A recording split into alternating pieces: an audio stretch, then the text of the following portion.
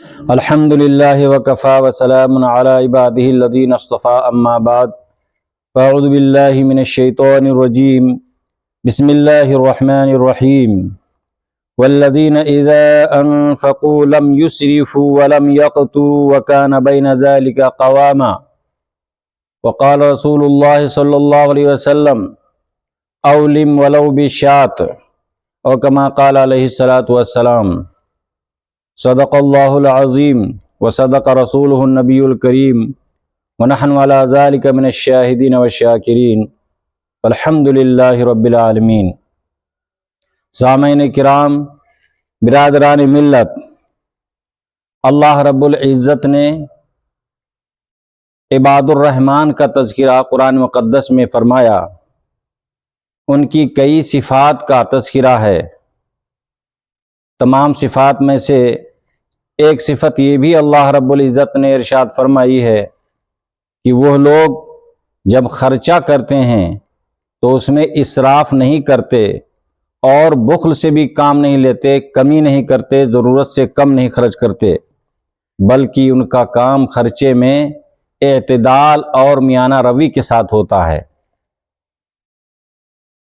اس لیے عباد الرحمن بننے کے لیے جہاں بہت ساری چیزیں ضروری ہیں، وہاں پر یہ بھی ضروری ہوا کہ ہمارا اہل ایمان کا، اللہ کے بندوں کا خرچہ اسراف سے نہ ہو اور بخل کے ساتھ بھی نہ ہو، بلکہ اعتدال کے ساتھ میں خرچہ ہوتا رہے۔ اللہ تعالیٰ نے اسی کو پسند فرمایا ہے، مگر ہماری طبیعت اسراف کی طرف چلی جاتی ہے تو اللہ کی طرف ہم نہیں دیکھتے، اور کبھی بخل کی طرف ہماری طبیعت مائل ہوتی ہے تو بھی ہم اللہ کی طرف رخ نہیں کرتے۔ ایسے بندوں کو اللہ تعالیٰ اپنے بندے نہیں فرماتے ہیں، بلکہ ایسے بندوں سے اللہ تعالیٰ ناراض ہوتے ہیں۔ اللہ تعالیٰ ہم سب کو عمل کرنے کی توفیق نصیب فرمائے۔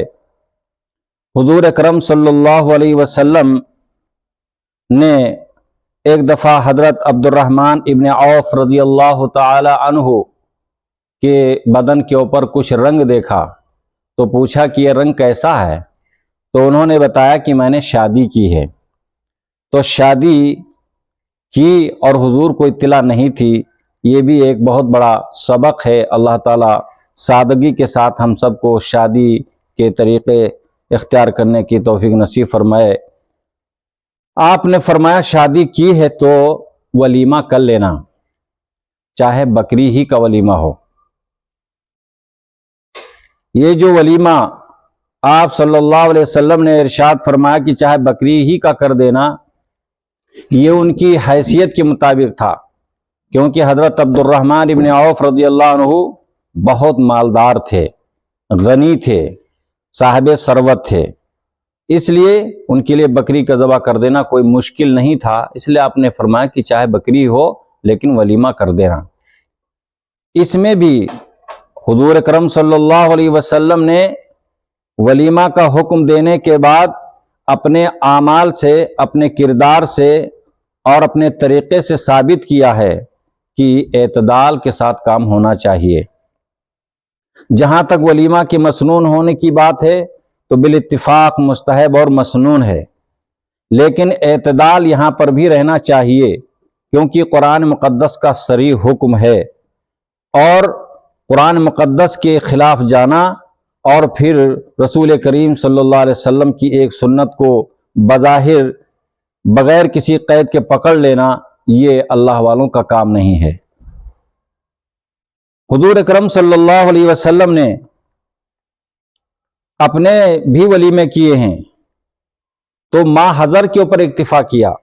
صرف ایک شادی میں حضرت زینب رضی اللہ تعالیٰ عنہ کی جب شادی ہوئی تو اس میں گوشت اور روٹی آپ نے کھلایا تھا، اور وہ بھی اس وقت میں میسر تھا تو کر دیا تھا، نہیں تو آپ نے جو بھی موجود ہوا صحابہ کے پاس رات سب اکٹھا کر کے بھائی لو سب لوگ سامنے کھا لو، ساتھ میں مل کر کے کھا لیا، جیسا ہوا، جس طرح ہوا، جس وقت مناسب سمجھا، بس اسی طرح کا ولیمہ ہوا کرتا تھا۔ یہ سادگی رسول کریم صلی اللہ علیہ وسلم کی اگر ہم کو پسند نہیں ہے، اس کا مطلب یہ ہے کہ ہمارا تعلق حضور صلی اللہ علیہ وسلم سے رسمی ہے، تعلق محبت کا نہیں ہے، آپ کی نبوت کا تعلق نہیں ہے، آپ کی امامت کا تعلق نہیں ہے، آپ کی محبوبیت کا تعلق نہیں ہے، یہ تعلق ہمیں نقصان پہنچا سکتا ہے۔ نکاح کا موقع نوجوان جوڑے کے لیے خوشی کا موقع ہے کہ دونوں کو ایک دوسرے کا جیون ساتھی میسر آ گیا ہے، جو ایک دوسرے کے دکھ درد میں بھی شریک ہوگا اور شاہراہ زندگی میں ایک دوسرے کا ہم سفر بھی ثابت ہوگا۔ لیکن اسلام زندگی کے ہر معاملے میں اعتدال اور میانہ روی کا قائل ہے اور حد سے تجاوز کرنا پسند نہیں کرتا، اس لیے اس کے نزدیک اظہار مسرت میں بھی حد سے تجاوز اور فضول خرچی ناپسندیدہ ہے۔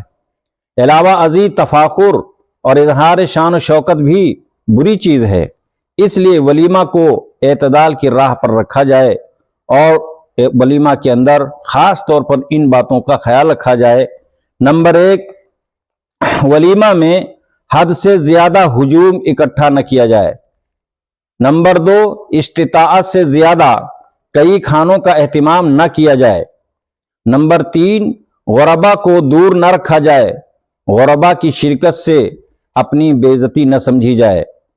نمبر 4، وسائل نہ ہوں تو قرض لے کر ولیمہ ہرگز نہ کیا جائے۔